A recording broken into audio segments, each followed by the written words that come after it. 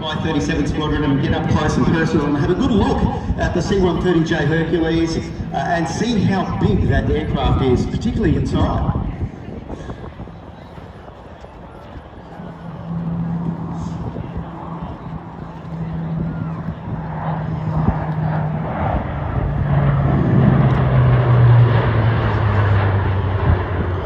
Apologies on that one, I think I might have got ahead of myself there. The next part. A lot of pilots over the years and they absolutely love flying this aircraft. It's a big aircraft. It handles really well for such a big aircraft. It's got a lot of power, as you can see there. Trains is really maneuvering that aircraft in a very tight area there. So even though it's such a big and bulky platform, it's really responsive and really powerful. It's incredible to think as well that Australia was the first foreign. But it's quite fast at the same time. So he's doing around 130 knots at that speed. He's got the landing gear down, as everyone can see. The flaps are at 100%. So he's in a landing configuration. So this could be a typical landing speed for the C-130. But it's a great opportunity to get some really good photos as he flies past low and slow.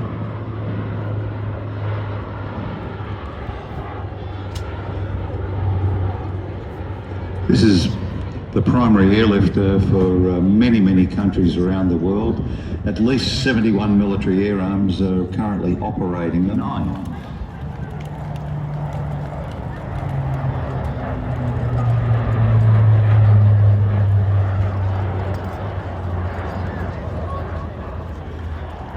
Box for slot. Oh my God. There we go. 2 heliboxes dispatched, and it looks like they're hitting right on target. So great job to trains there. So what you just saw, ladies and gentlemen, is the dispatch of a helibox. This is a very versatile piece of cargo airdrop equipment. We can fill it up with some stores. We can fill it up with food or water or whatever.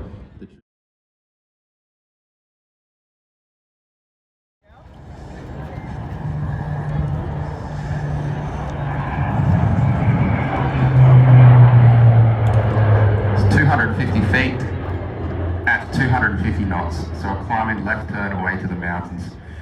Ladies and gentlemen, on behalf of Commanding Officer Number 37 Squadron, Wing Commander Bell, as well as the men and women of 37 Squadron, thank you very much for visiting RAAF Base Richmond today.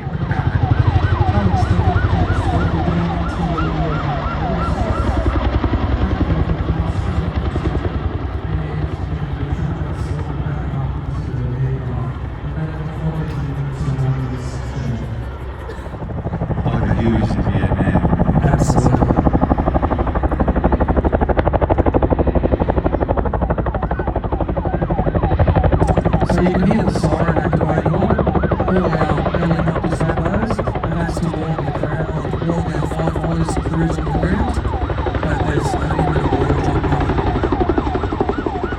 I think we could run about 60 knots, right? Yeah, about 60 knots to drop that.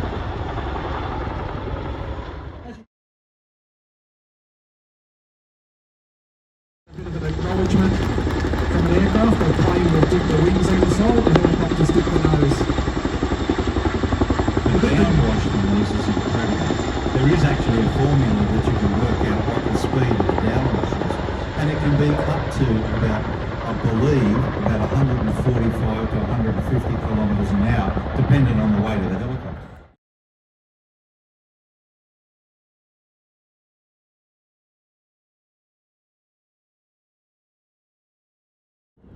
Bringing up the rear is Flight Lieutenant James Dutchke, Roulettes. We'll learn a bit more about each of those pilots a little later on, but I will tell you, they've all flown different types of aircraft right across the world, actually. Yeah, and they are greatly represented. Aviation industry during the Second World War, and believe it or not, it was the 4th largest air force at the end of World War II. So the manufacturer of the CT4A there, Pacific Aerospace Corporation. Yeah, that's it's interesting when you look at that aircraft. it's going to do a solo display, as is the RAAF later on. All three of those have been trainers for various air forces. The Harvard actually came from the Royal New Zealand Air Force as part of that.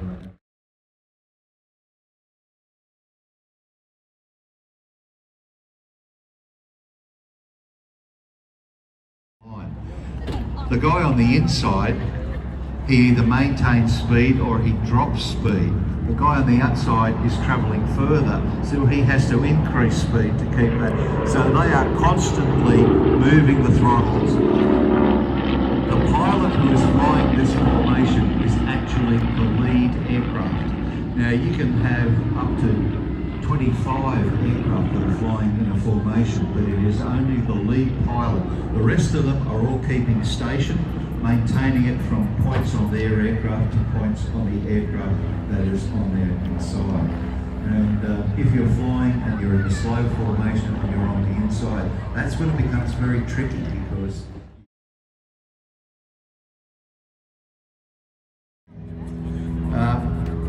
the rights to that aircraft were purchased by Victor, and that is the same company that produces your lawnmower, and they produced what was called the Victor Air Tourer.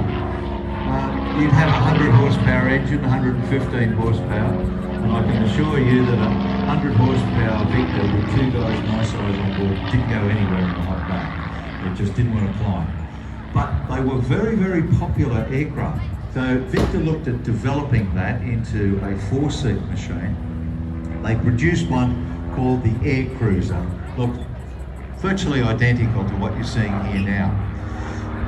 Victor ran into trouble because of the imports of Cessnas and Pipers that were flooding the country, and they sought some subsidies from the Australian government that weren't forthcoming. So they sold the business to the Kiwis.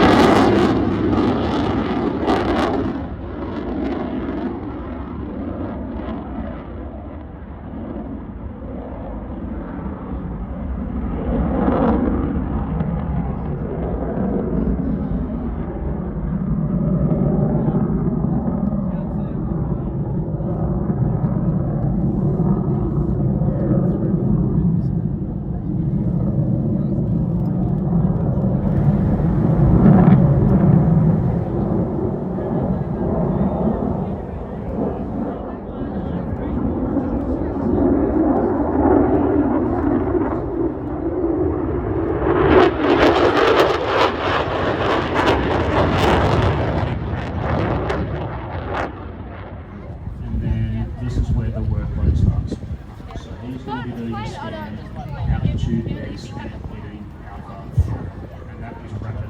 If you can a couple of times a second, because I just may go and shoots forward. So considerable input, not just the computer. He is controlling it, the computer's on the road, but he's monitoring to make sure it's all working.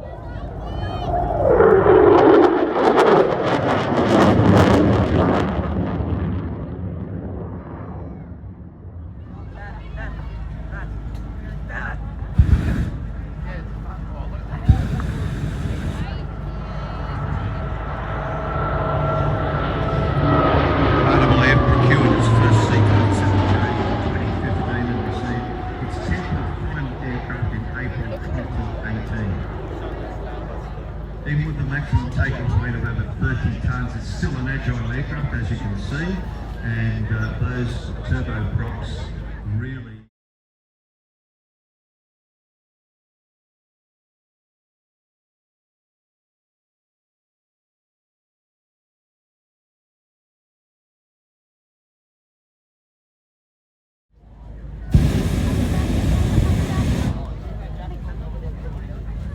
Now, Andrew, I know you've been asking, what are the items being delivered today? Well, I believe there might be some merchandise in there for kids. Absolutely. So and I do believe that maybe afterwards you'll see those picked up and walked along the front of the crowd line. So any of you kids that are here today, keep a very you close may eye. be lucky enough to get one. There we go, there's those heli boxes. Very simple idea. It saves on a parachute, just fold the box up the right way, and it has its own rotors, slows its descent down, so reduces the impact on whatever you put inside. Now, the 620...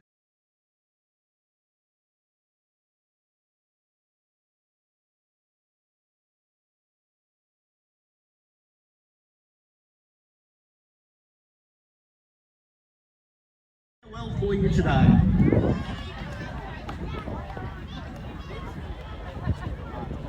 Ladies and gentlemen, what a great demonstration there. Beautiful aircraft and quite a performer as well.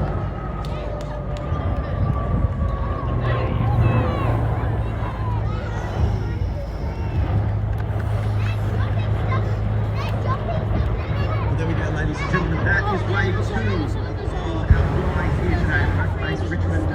We've run away this afternoon here, the C-17A Globemaster III will be conducting a fly past, a very special fire and movement ground display from the...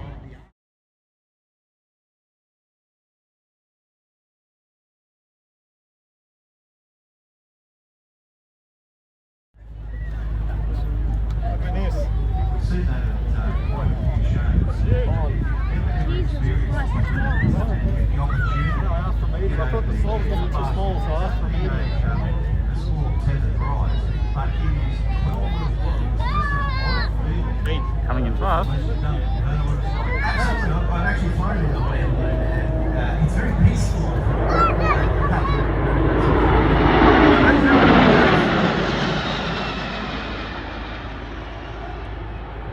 There is your C-17A Globemaster III out of RAAF Base Ambly here today from 36.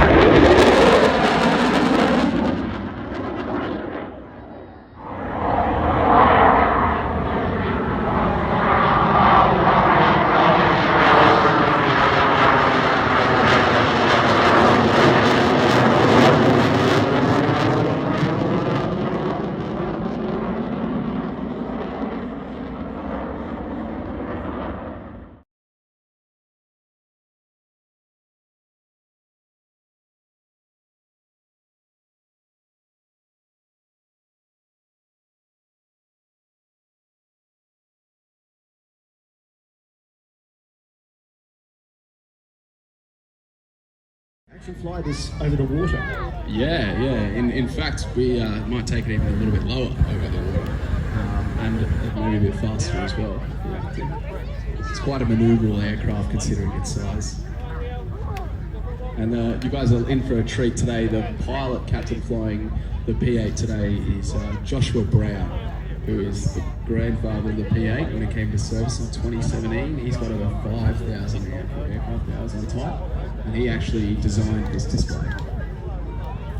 So he's absolutely thrilled to be doing it here at the Richmond Air Show today. Yeah, exactly. Putting on a show for you guys. It's quite widespread use. Australia, USA, India, UK, Norway, New Zealand have just taken delivery of some, Korea as well. So it's spreading around the world. It's a bit like the Hercules. Yeah, exactly.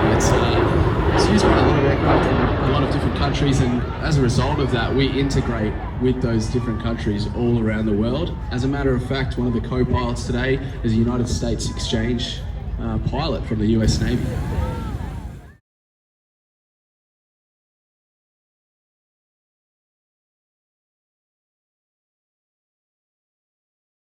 Was located by Poseidon. Yeah, exactly. 11 Squadron's been heavily involved in lots of search and rescues all around our area of responsibility.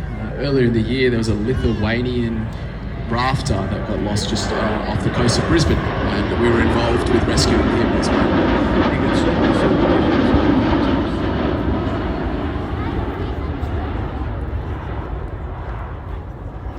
One we can see them coming up from the wing to reduce.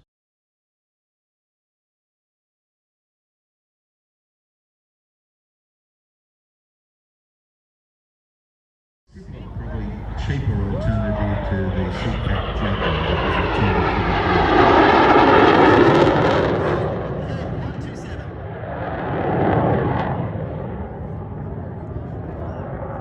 today by Ryan Griffin, the Griff Man, from 76 Squadron.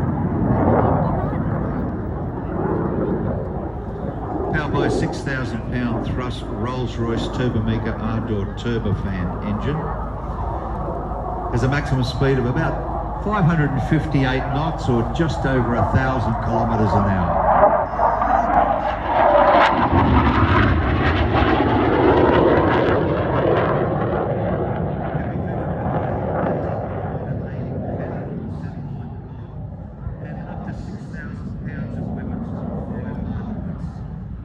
Include the AIM-9 Sidewinder, and also it can carry Mark 82 500-pound bombs. So, and the attack subsystem.